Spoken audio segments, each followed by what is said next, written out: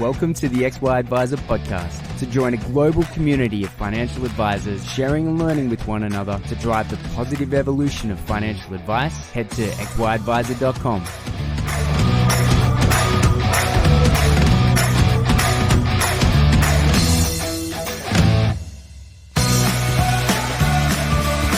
This podcast is brought to you in partnership with Hub24. Hub24 make a difference in the lives of advisors by connecting you to innovative solutions that create opportunities with market-leading managed portfolios and customer service excellence. Want to know more? Visit hub24.com.au.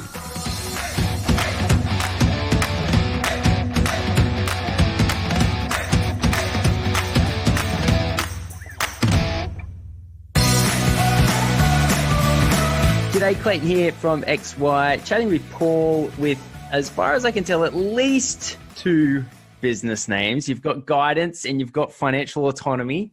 And I want to dive into both of them because it's an interesting thing that I've seen some people do. But mate, thank you so much for coming on the podcast. Hey, thanks for having me on, Clayton. And yeah, you're quite right. A little confusing, I guess. Yeah, well, kind of, but not really. Like, I totally get it.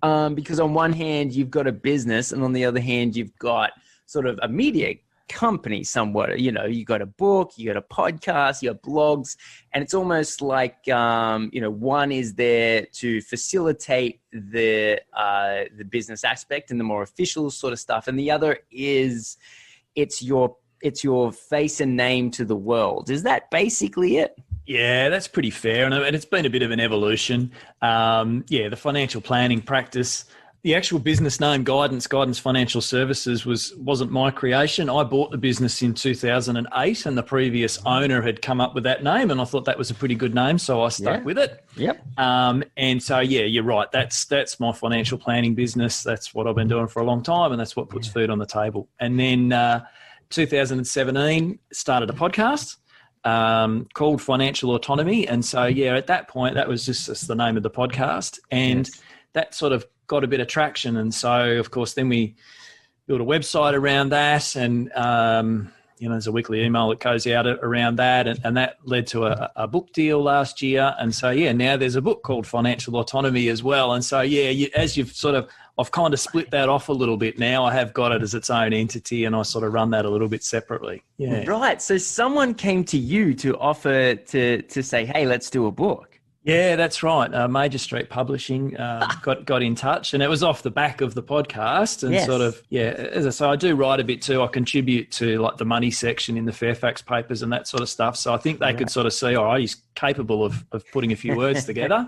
And I think also for publishers too, they're looking, it's a risk for them, right? They're investing, editors and cover designers and all the rest. Yes. So they want to have a bit of confidence that there's an audience there that, they're going to get a few sales. So, a podcaster with a regular listenership, I guess, sort of de-risks the transaction for them a little bit. So, that certainly helped. I use a program called Castbox because it's the only podcast app that I can see that gives you an indication of how big the listenership is and how many downloads they're getting. Now, Castbox doesn't really have too big of an audience, and so it's really sort of just one data point. But from what I can tell, your podcast is about 5 times bigger than ours. So, mate, it's an honor to have you on.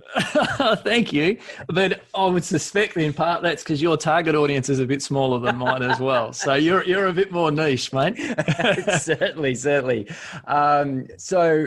being a podcast for financial planners, because I'd been seeing your stuff obviously for a little while, and I thought it'd be great to get you on because I find the people who do podcasting and the people who don't do podcasting, realistically, the only thing that's holding them back in a lot of ways is they don't know how to get started. But it's actually ridiculously simple. And the only difficult part is turning up day after day, week after week, and actually getting it done. It's the consistency, which is the difficult part. The technical side is like, you just record an MP3 with a microphone in front of your mug, and then it gets uploaded to the internet. It's not difficult, but I think the the difficult part is putting in, you know, I guess, listening back to what you're doing, making sure you're doing as well as you possibly can, and dissecting where you could have done better. And I guess the question for you is, how do you come up with inspiration?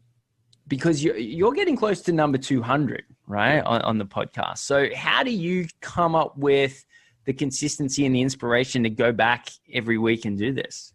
Yeah. So again, I guess a little bit of evolution. I started thinking, right, every episode was going to be, in fact, sorry, let's even step back. I had an idea for a podcast and I emailed it to someone that I knew already had a podcast. And I said, hey, I'm thinking about doing this. What do you reckon? And he said, I reckon that's crap. Which is a bit of a kick in the guts, but you know, essentially his point was a good one, was it sounds pretty much like another 50 that already exist, which was fair. So it caused me to sort of go back and, all right, what can we do that has a stronger, unique position? And so I kicked it off thinking, right, these will all be sort of 10 to 15 minute single voice, short, sharp pieces. Yeah. And I ran with that for a while, and they take a while to create. So I was getting episodes out each fortnight, but got a bit of feedback that, hey, the occasional interview wouldn't hurt. Be nice for a bit of variety.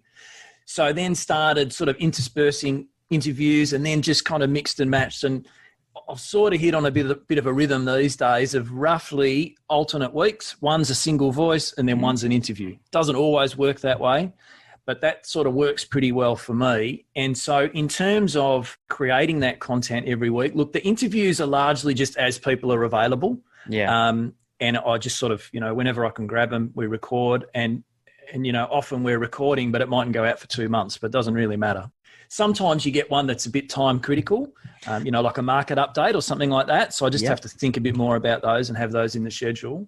So that's sort of the interviews. And then the single voice ones, that's really, it's essentially an audio blog, right? So I write a blog piece, you know, 1,200 words-ish, and I'll usually write that 1 week. Wednesdays I sort of block out as my financial autonomy day. So I'll write that Wednesday morning. Then the next week I'll just have a read and a bit of an edit. It's nice to look at it with a fresh set of eyes. And then once I've got that right, then I'll go and record. And so that's sort of how I get it done. And I think what's really been important. So I use Trello. I'm sure a lot of your listeners will be familiar with Trello. But I have it. So it's on my desktop, of course, but I also have it as an app on my phone. And I have different lists. So one is the blog piece type ideas, and then one is the storytelling type ideas. And as I think of stuff, I just add a card onto the list. So, you know, I can be down at the supermarket or walking the dog, and I think, or listening to someone else's podcast, and I think, that's a really good idea. I should do an episode on that. Yes. And I'll just get in on my phone and just write myself a quick note.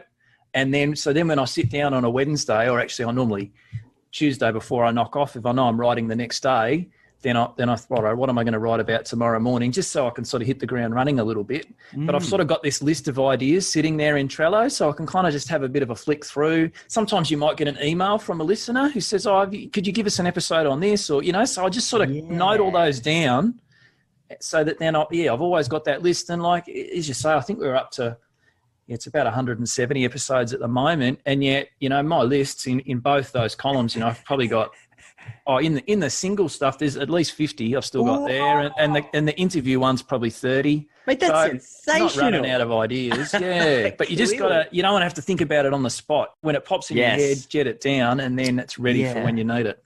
Mate, that's sensational. And just going back to the fact that you are, even though you're running a business, you are actually scoping out a day a week to do all this. And I guess the biggest question out of all of it, does it lead to building a client base that more accurately targets your ideal client? Yeah, so it has worked for me, and that was really the practical side. That was the driver, right? There was also a driver, which is just, hey, I like listening to podcasts and it'd be cool to make a podcast. I can't deny, right? There was a bit of that. But the practical reason as to how I could justify putting the time in was, and again, I mean, I'd be interested in your experience, but I'd imagine a lot of your listeners, as financial planners, it can be a challenge to sort of be in control of your own destiny sometimes in terms of new client flow. I mean, historically, as I mentioned, I did buy a business along the way. And then beyond that, referrals were typically from accountants. And of course, they want their cut. They certainly did back in the day, and they still do today largely. And and you were just kind of sitting there waiting for them to give you something to some extent. You know, I mean, you could, there's, you know, things you can do and build relationships and attend the team meetings and that sort of stuff, but you still kind of felt a little bit like you were begging. Yes. And so it had always been a goal of mine to try and figure out a marketing solution that I could control. Yeah. And tried various, you know, Google advertising and various bits and pieces that we all try. And, you know, you hope that your website is going to be found within the zillions of others and, you know, never is and all this sort of stuff. But, you know, you bang away. And, yeah, the podcast is finally something that I've found actually has produced results. Now, that's not to say that we're getting, you know, 3 new clients a week or anything like that, but that's fine. We couldn't handle that anyway. Yes. But at least the clients that we do get that flow from the podcast, it's like they're pre-vetted, you know, they've heard what you had to say. And like on the website, we're explicit about here's what it costs to get advice and that sort of stuff. Awesome. So that we don't need to tire you, because I kind of feel, look, prospective clients, you've had a chance to kind of sample me through the podcast. Yes. So when we actually catch up for a meeting, there shouldn't be any need for that, right? So you know what we offer, you know what it costs, and let's just move forward, you know? And so that's quite good. You know, you're not wasting time with potentials. You're not having to really sell it because the podcast has sold it for you. The experience on your end must be so much more enjoyable as well, because you're avoiding all the worst parts of an initial meeting and getting all the good bits. The good bits are getting to meet someone, connecting with them. The bad bits are, you know, them sort of trying to get to know you, but being a little bit defensive because they don't know what the big reveal is of the fees. And as there's this weird sort of tango that goes on. And so you're kind of taking all that piece out of it by just saying, hey, this is who I am and this is who I stand for. And by the way, this is what we charge. And I really like it. I think it's a good idea. Yeah, thank you. And I mean, you're putting the time in ahead, I guess. You're investing the time in creating the content in the first place, right? Yes. So, but yeah, as I say, it seems to work. And the people that and the engagements that we're getting are really interesting engagements. Yeah, certainly not planning to stop on the podcast front anytime soon. You know, it's working for us. Mate, that's so cool to hear. A buddy of mine, actually co-founder of XY, Ben Nash, we sort of started our financial planning careers almost at the same time at the same company many years ago. And then we ended up launching our own businesses. I think I may have launched maybe like a year or so before him, but we took extremely different paths. And he had an idea in his mind that was at the time really different. And I was, in hindsight, really traditional in my thinking, because I was a tax accountant. And the only reason I got into financial services is because I was a tax accountant, which shared an office with financial planners and with insurance brokers, right? So risk advisors. And they were telling me everything about what they were doing on their side. And I was sort of looking at my job going, I only get to sort of deal with clients 1 year at a time, but these guys get to deal with their clients 20, 30 years. And I was really attracted to it. And so I ended up going across into financial services. But the way that it was really communicated to me was, realistically, you can't start a financial planning company without purchasing an existing business. And also, like the best way to get clients out of that is to ring the list of people that no longer do business with that business anymore, or whatever it is, and just do your best to get up and running via that channel. And so I went down that path because that's what the experience that I was given at the time, and I didn't realize there was any other way.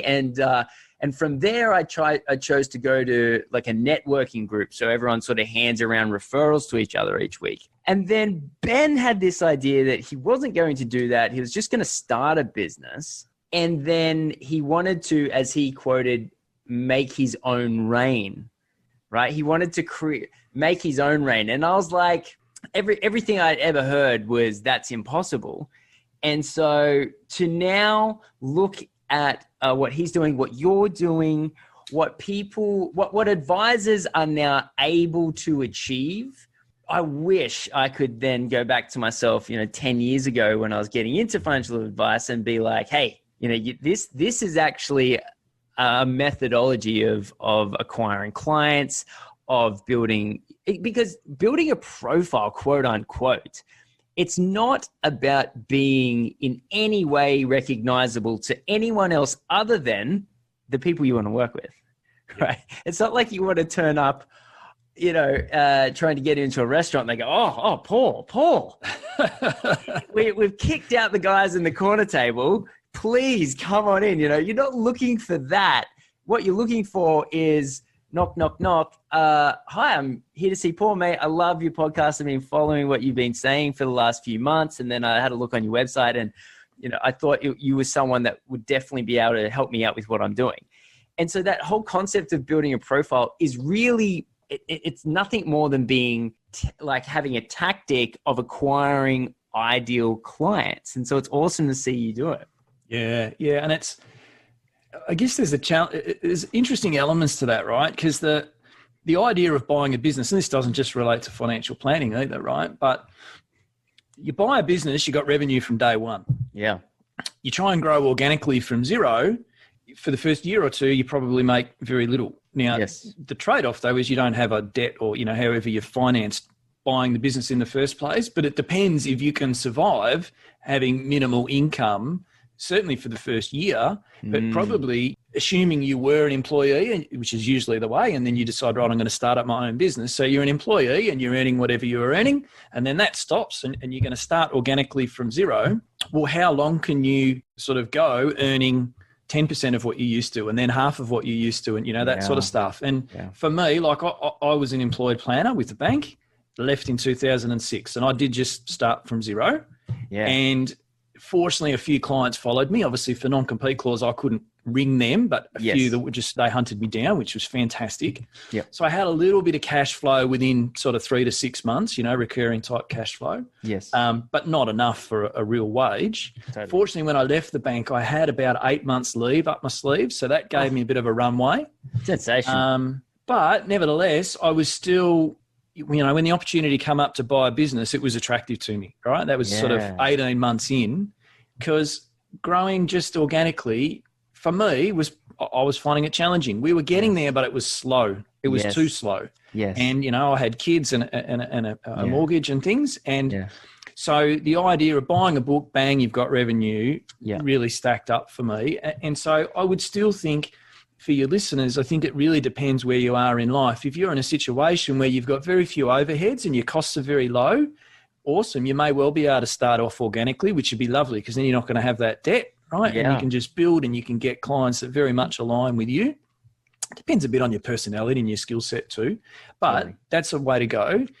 But if you're in a situation where you've got a mortgage, you've got other commitments, family, etc., buying a business may well be the way to go. And realistically, I mean, the market rates still seems to be around about that 3 times recurring revenue. Now, clients generally are sticking with you 10 years, 12 years, 20 years. So if you've got to pay 3 times for them, it's a little bit deceiving, because you pay 3 times, but actually when the revenue comes in, you've got to share that with the tax man. So really after tax, it's more like about 4.5.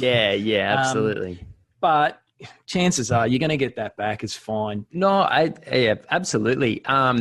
The huge advantage, I would say, seeing what Ben's done compared to what I did, and it'd be interesting to hear what the impact the podcasting has had on your business. But with my business, because I purchased a business, I ended up getting, I never had, actually I did by sort of but the first 2 years, I had no such thing as an ideal client. And so I look back after 2 years of being in business, and I had this little pocket over here and this pocket over here. Yeah, but we're all like that. I mean, early on, geez, if they breathe, it's all good, isn't it? Exactly. I actually ended up with this really weird, almost like a channel of C-suite casino in Macau. It's an interesting niche. So, yeah. So I had a bunch of Aussies that were living in Macau that were sort of super high up in these casinos who I ended up just somehow falling into, and then I ended up getting, and they were always like, Clayton, come over. I'm like, no.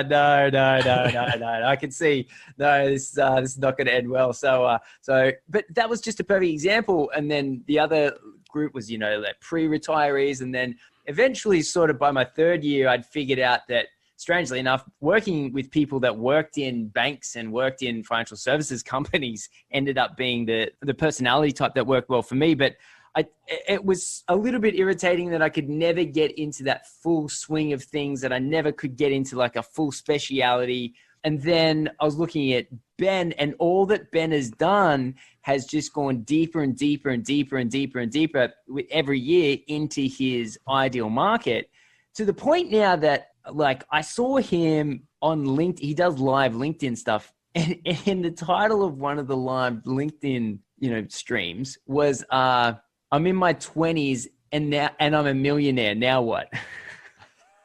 Tough problem to have. Yeah, exactly. So he's just found this, like, he now works with these, I guess, early employees, not always founders, but early employees of tech companies and other sort of startups that have done well. And now you get these people who are doing quite well, like even at Zoom, like if someone had worked at Zoom for even 1 or 2 years, even just recently, and they got sort of a share package, now it's just absolutely blown up. Right. And so it does happen. I never came across it, but I guess the point is, like, he's been able to attract his ideal market. So with someone like you who's launched, then purchased, and now you've got this like really sort of ideal market attractor, I'm super keen to you straddle both my and Ben's experience. So talk to us about that. Well, I guess, so yeah, I've got the existing business, and we've got a group of ongoing clients there that we service. I should say, after I bought the business, I actually ended up about a third of it I kind of portioned off and resold. Interesting. That I just felt, mainly it was just around geography. I'm in sort of inner north of Melbourne, in Essendon, and there were clients that were scattered all around Melbourne. And anyway, some of them wasn't practical to service. So a chunk of them I sold off, and so that sort of got it down to, I guess, a more comfortable level. For a time, I had a second advisor, but we sort of ran that one out. So it's just me. I've got a full-time paraplanner and 2 other support staff. And so that works pretty nicely. And so we're sort of, if we don't get any new clients, the business is still profitable. We're not reliant on new business revenue. Wow. But it's nice to have some more. And I guess part of the thinking with the podcast too is that, for me, the value of the business is pretty important. Like, ultimately for retirement, it really is a significant part of, I think of it as a significant part of my super. Yes. Now, if I could just sit back, I guess, and work the existing book of clients, but they're getting older and they're drawing down, and eventually that will drain away. Yes. And well, that doesn't work for me as having a valuable asset at the end when I want to retire. So it's important that I'm bringing in newer, younger clients. Yes. So that, the average age of our client base stays down, and so that there's that natural sort of evolution. And so I sort of, we've got the existing business, the guidance financial services, and that, as I say, that puts food on the table. That pays everyone's wages. That's the core. Yep. But the financial autonomy side of things is a marketing channel, right? Yep. But hopefully that's just adding a few new clients. If that adds 10 new clients a year, I'm happy as Larry, right? That's plenty, because it's not a single advisor. I mean, I'd be interested in your view on this and what you hear from others, but my kind of feeling for me is probably about 150 clients is about full. I reckon. Full service clients. Even that is, top end, I reckon. Yeah, I think with a few staff, like we've got 115 ongoing service clients at the moment that I look after. And with our staff, we can manage that quite comfortably. If you've got 3 support staff, definitely that's going to help a lot. So, I mean, I can see being full is not too far off. Now, that said, my paraplanner, he'll ultimately become a planner. So at some point, the intention is that he will take on a chunk of those and service those, and that'll give me more capacity, right? Cool. But so that's sort of how I'm thinking about it. Got the core financial planning business, got the financial autonomy that's more that marketing sort of growth engine, and trying to, like, obviously now we've got a book, so we get a bit of revenue from book sales. We've got a couple of little online courses and that sort of stuff. So trying to do what we can to have financial autonomy generate a bit of its own revenue as well, just to cover some of the expenses. Yes. So that's all good fun. Mate, Gary V, I think it is, someone much smarter than me, says everyone's in media these days. Like if like everyone's at their own media company, and like it used to be that Sydney Morning Herald was the publishing platform, and they decided who were the journalists and who were the advertisers, and you had to somehow get into with them. But these days with social media, it's really just publishing platforms, and podcasts is just publishing platforms, and there's all these publishing platforms that are free to use. And it's everyone's almost job to build their own. And I wouldn't say I don't like to use the word to build a profile, to build a platform. Like it makes it sound a little bit more than it is. It's literally just publishing ideas and thereby attracting the people that are interested in those ideas to you. So, I mean, it makes so much sense that you've got sort of this wing, this media arm over here, and then a business which gets all the business done. There's the first advisor I ever saw do this, and we've never actually been able to do a podcast with her yet, but she goes by the name of Sugar Mama, and she created this YouTube channel. And I mean, I haven't looked at it in a long time, but it was like relatively substantial. She gets a lot of views. I haven't looked at it for a while either, but no, I hear you. She's done a few books as well. Yeah, it was quite successful. And then she had her business, but then she was Sugar Mama as well, right? And I was like, that's an interesting concept. And so you're doing something pretty similar. I think. Well, you would say financial autonomy is probably a more appropriate name than sugar daddy, for example. So I think you've probably. I don't think I'll be going there. No. Yeah, I think you've probably chosen a good choice of names there. But I super like the fact that you've done it all off your own back as well. Like myself, I had to learn. I had to pay a decent chunk of cash to sort of learn how to do a bunch of stuff that looks like it's sort of second nature to you. But in terms of like podcasting and books and all those sorts of things, I had to go and do this course called Key Person of Influence, which I'm a massive fan of. And when I looked at what you're doing, that was the first thing I asked you before we started the podcast was, have you done this? Because in my mind, I was like, not only am I sure you've done this, but you've followed it really well, like better than anyone I know. But the fact that you've sort of done it all on your own is really substantial, I think. And I just like that you are now the perfect example of what a modern financial planner, and you might be able to back me up here. Podcasts, they're not that painful to do, right? Like if you sort of spend half an hour thinking about it prior. I mean, in your case, you somehow think about it well in advance in some cases, but it's not a horrible exercise. It's pretty enjoyable, and whether someone chooses to do podcasting or not, or whether they choose to do blogging or not, or whatever it is, it's not that difficult. It's how people like to purchase. It's what we expect. We expect now to meet the person digitally and form sort of a one-way relationship with someone's content before. I mean, even if I want to figure out how to stop a leaking tap in my house, it's like, show me the plumber on YouTube that does it, and then 6 months later, I've got a bigger problem. Oh, there's that guy on YouTube that I saw a couple of times. So like, it's not even unique to financial planning. But just with the industry, it is a little bit conservative. It is a little bit stuffy. And so how do you get around the issue of, which is often the issue that I hear, compliance? Well, it's a lot easier because I've got my own license with a business partner.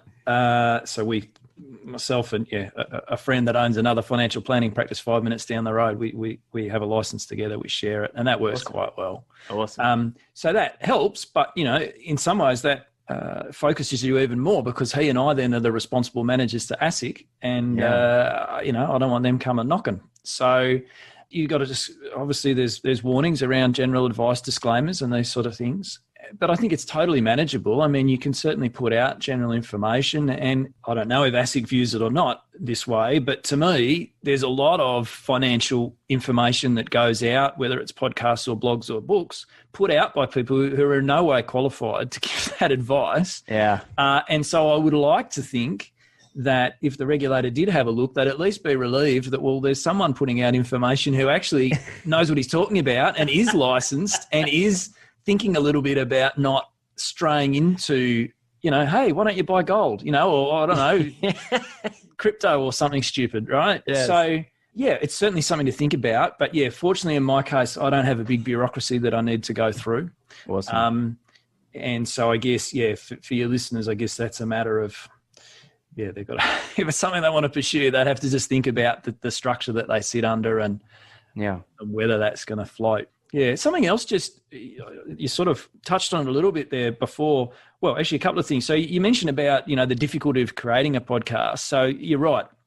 The creation's not that hard, especially if you're interviewing people. Yeah. A little bit of coordination, but really that's it. The other thing, just to get started, in my case, I watched a few YouTube videos on how you edit a podcast, and then I got my teenage son to watch it, and he was my editor. In fact, I got two boys. Then he trained my other son, and then, different people did it. And right at the moment, I've got someone else doing it. But actually, my oldest son finishes year 12 in 6 weeks or so, and then he'll be taking it back on again after that.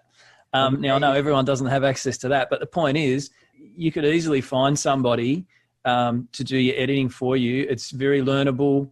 Yes. The software to edit it, we use Audacity, which is free. Yes. It's not difficult. You upload it to Libsyn. It's like $25 a month or something, right? Yeah. There's not a lot of barriers. And if you wanted to, in some ways, YouTube is better in that it's a bit easier to monetize, which you can't really do with a podcast. But, if it's a marketing channel, maybe that doesn't matter. But YouTube, there's not even any hosting costs, right? It's just a bit more to actually create the content in the first place. But it just depends if you're more photogenic or not. But for me, the audio works better. I feel like I'm in the same bucket there, which reflects our listenership as well. I think we get maybe like 1 or 2, maximum of 5% on YouTube. You're exactly right. Audacity is free. Libsyn, is $20 or whatever you said it was, and that's exactly what we use. We ended up taking a little bit of time to find our podcast producer, but now he is sensational. He's probably listening to this right now. Holla, Kieran. If anyone wants to start a podcast, get in contact with that guy. My goodness.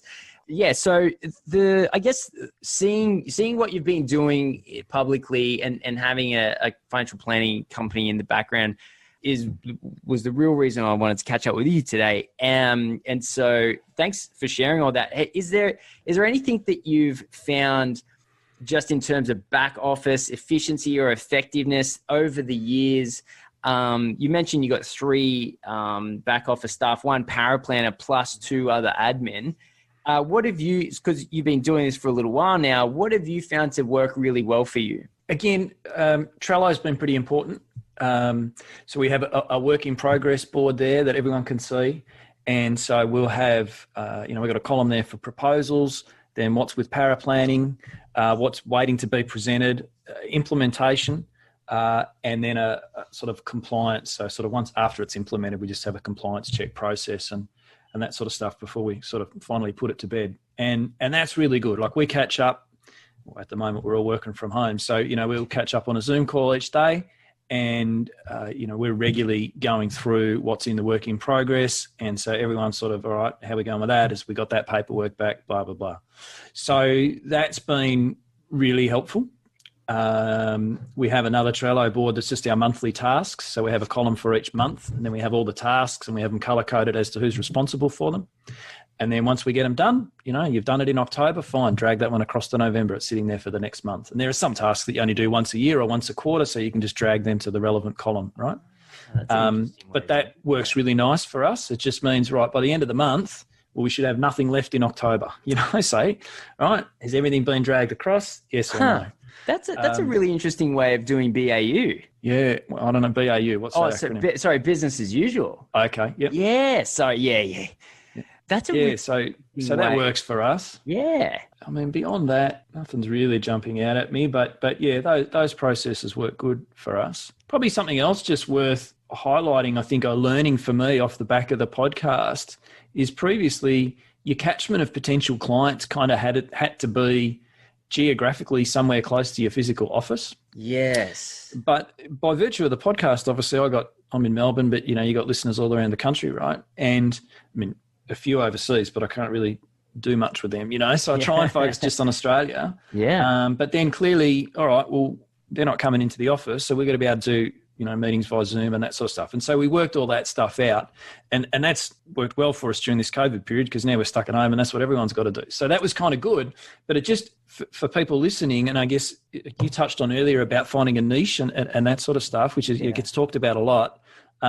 It's hard to do if your potential catchment is only within 5 or 10 kilometres of your office. Totally. But if your catchment is the whole of the country, 25 million people, then you can afford, then you could run a practice that, look, all I do is financial planning for teachers or something, right? Yes. You can do that if your reach is national. Yeah. And then you just need to ensure that your systems can handle that. And increasingly, that's pretty easy. And in fact, as I say, as a consequence of COVID, where maybe even if you thought it wasn't possible, you've probably found now that it is. So that might be just something for people to think about a little bit if they haven't already. Yeah. Because really, if you're in Melbourne and your client's in Cairns, it doesn't make any difference. These days, it's totally fine. Yeah, it just enables you to build a group of clients that have a particular interest or commonality that you couldn't do if it was just based on geography, Yeah, man, that's a really, really, really good point. Niching, if you're niching in a geographic area, makes far less sense than niching on a national basis. And considering everyone is so happy to, because of COVID, doing video meetings, for example, and doing digital signatures and all of the professional services and financial planning has just changed so rapidly that it almost, in the way that you were sort of talking about just then, it actually almost makes even more sense to specifically not pick a geographic target and to do online as the focus, which up until this exact moment, I always thought was a nice to have. But I think you're probably right. I think in order to really build the business that you want and have that those niche clients, then if you're looking at it on a national scale in a digital capacity, that makes a lot of sense. You can see I'm always sort of piecing together my next financial planning business in my head as the years go on. Eventually, I'll have it all pieced together. But hey, thank you. I really genuinely want to thank you. Thank you so much for coming on and sharing all this. Congratulations with everything you're doing. It's really impressive. The fact that you've done it all off your own back, I think, is even more outstanding. If there's anyone that's listening and wants to reach out and find out more, how would they go and do that? Yeah. Look, I'm in LinkedIn. You find me there. The Guidance Financial Services website or the Financial Autonomy website, they're probably the best bets. But probably LinkedIn's the easiest, I would think. I'm able to look at that most days. So, reach out. Awesome, man. Well, thanks again for coming on. Cool. Thanks for having me, Clayton. Cheers. See ya.